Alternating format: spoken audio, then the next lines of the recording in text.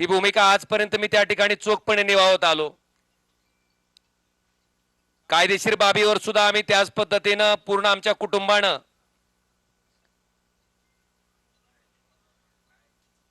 Maharashtra police जे तपास करत होते, कळंबोली पोलीस स्टेशन जे तपास करत होते ते दबावाखाली करतंय आणि इथून आम्हाला न्याय मिळू शकत नाही, म्हणून हा तपास सीबीआय कडे वर्ग करावा अशी मागणी, अशी याचिका हायकोर्टात केल्याच्या नंतर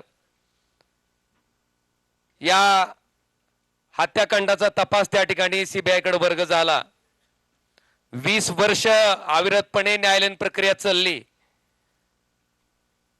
फार मोठ्या अपेक्षा आमच्या कुटुंबाला त्या निकालातनं होत्या, मेरिटवर निकाल येईल अशी अपेक्षा होती, पण दुर्दैवानं जो काही निकाल आला ज्याच्यामध्ये सन्माननीय न्यायालय म्हणतंय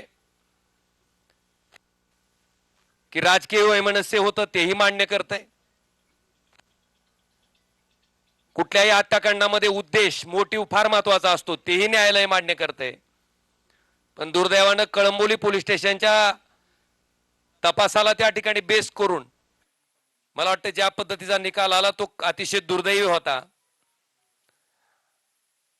आणि अशा पद्धतीनं या निकालाचं दुःख, कारण ज्या दिवशी राजेसाहेब गेले त्या दिवशीचं जे दुःख होतं तशाच पद्धतीचं दुःख आमच्या पूर्ण कुटुंबाला काल सहन करावं लागलं।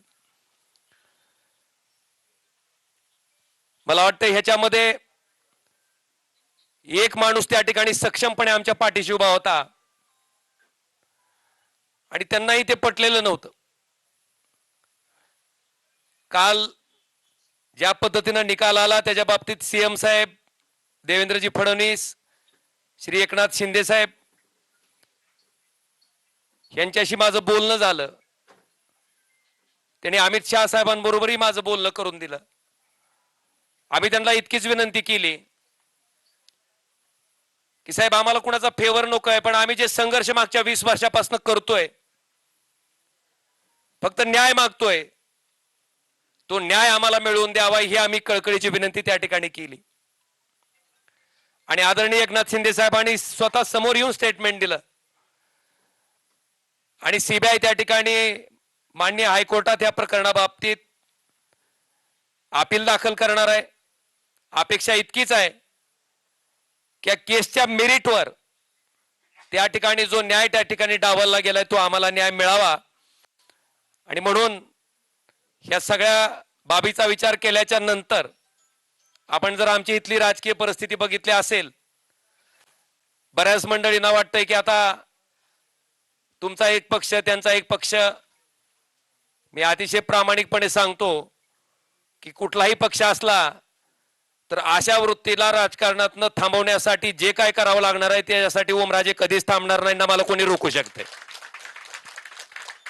आज ज्या सत्तेची ताकद घेऊन त्या ठिकाणी आमच्यासारख्या सर्वसामान्य कार्यकर्त्यावर जो अन्याय होतोय, आज गावागावातल्या माणसाला त्या ठिकाणी थांबवलं जातंय। अनेक लोकोपयोगी कामं आहेत, खासदार म्हणून त्या माणसाला वाटतंय की बाबा खासदारांना आमचा ट्रान्सफॉर्मर द्यावा, खासदारांना आमच्यातलं अमुक काम करावं। आज 7 वर्ष होत आलेत, त्या माणसाच्या अपेक्षा फार मोठ्या आहेत। मला वाटतंय निश्चितपणे ह्या सगळ्या अपेक्षांना न्याय द्यायचं काम मी निश्चितपणे प्रामाणिकपणे इथून पुढच्या कालखंडामध्ये करत राहीन। आणि आपल्या सगळ्याच्या माहितीसाठी सामान्य माणूस ओमराजेला ओळखते। 2009 पासून ते आजपर्यंत, 2006 पासून ते आजपर्यंत त्या सामान्य माणसासाठी मी काय काम करतो हे सामान्य माणसानं बघितलंय। आणि म्हणून कुठल्या पैशाच्या हव्यासापोटी, कुठल्या पदाच्या हव्यासापोटी जाणारा ओमराजे नाही। जी काय सत्ता घ्यायची आहे किंवा जी काय सत्तेचा वापर करायचा आहे, कारण आपण जर माझ्याकडची फळी बघितली तर माझ्याकडे मोठे प्रस्थापित माणसं कोणीच नाही। माझ्याकडे सामान्य माणसं, समाजातली शेवटच्या घटकातली माणसं त्या ठिकाणी आज माझ्याकडे आशा लावून बघतायत।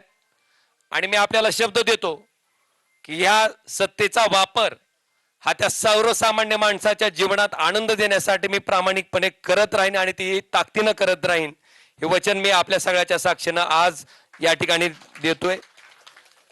आणि आम्हाला खात्री आहे की ज्या पद्धतीनं धावून जाऊन काम करायचा त्यांचा स्वभाव आहे, त्या पद्धतीने ते निश्चितपणे धावून येतील आमच्या प्रत्येक, कारण आमचं काय वैयक्तिक कुठलंच काम नाहीये,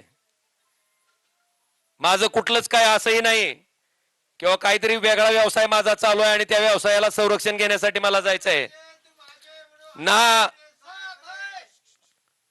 माझ्यावर काही ईडीसी बीआयची बी धाड पडली असंही नाही.